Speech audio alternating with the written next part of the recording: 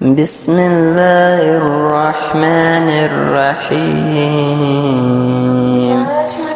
لإيلاف قريش إيلافهم رحلة الشتاء والصيف فليعبدوا رب هذا البيت الذي أطعمهم من جوع وآمنهم من خوف.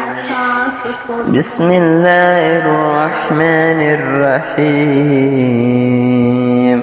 ألم تر كيف فعل ربك بأصحاب الفيل ألم يجعل كيدهم في تضليل وأرسل عليهم طيرا حبابيل ترميهم بحجارة من سجيل فجعلهم كعصف مأكول. صدق الله العظيم. Subscribe more videos like Allah. নবী মায়ের বেকনে